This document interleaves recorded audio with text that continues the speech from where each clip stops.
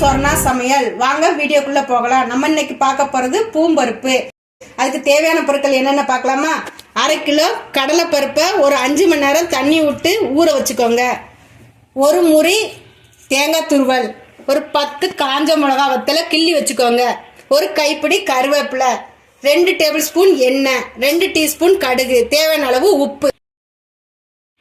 இப்போ அடுப்பை பற்ற வச்சுக்கிடுவோம். அதில் வந்து கடலை பருப்பை தண்ணி விட்டு வேக விடுவோம்.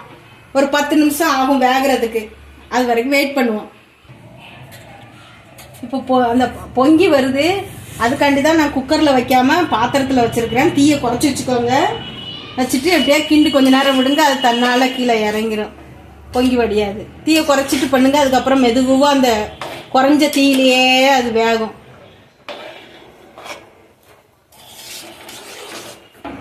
இப்போ கடலை பருப்பு வெந்துடுச்சு. வெந்துட்டான்னு பார்க்கறதுக்கு செக் பண்ண லேசாக இதை நான் அந்த பருப்பை லேசாக நசுக்கி பாருங்க, அவங்க தெரியும் வெந்திருக்குதுன்னு. இப்போ நம்ம அடுப்பை ஆஃப் பண்ணிட்டு அடுத்து தாளிக்கிறதா பார்ப்போம். இன்னும் ஒரு இப்போ இதை வடிகட்டி எடுத்துக்கிடுவோம். கொஞ்சம் அதில் தண்ணி இருக்குது, இருத்துக்கிடுவோம்.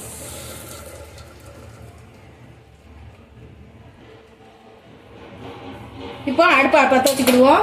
ஒரு பாத்திரத்தை வச்சு தாளிக்கிறதுக்கு பார்ப்போம். முதல்ல 2 டேபிள் ஸ்பூன் எண்ணெய் விட்டுக்கிடுவோம்.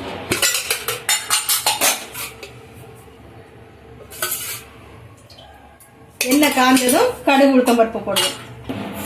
எண்ணெய் காஞ்சிட்டு 2 டீஸ்பூன் கடுகு உளுந்தம் பருப்பு போட்டுக்கணும்.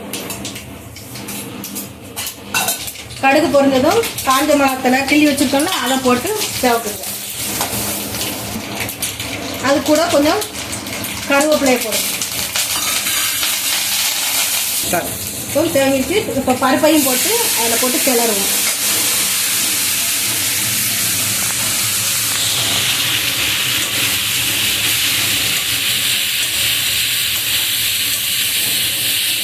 வதக்குங்க.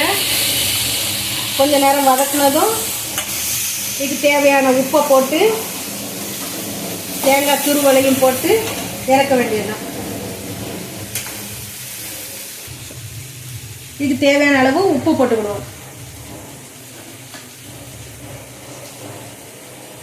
போட்டு இது கொஞ்சம் பிரட்டி எடுங்க.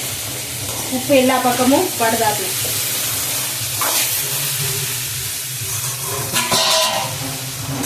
இது கூட தேங்காய் துருவல் வச்சுருக்கோம்ல, அதையும் போட்டுருங்க.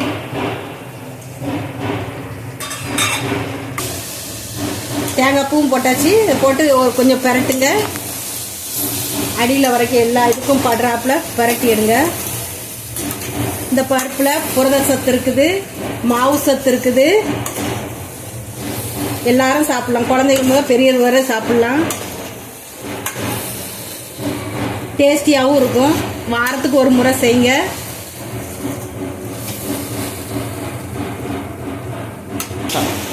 ரெடி ஆயிடுச்சு. பூம்பருப்பு ரெடி. இப்போ அடுப்பு ஆஃப் பண்ணிடுவோமா?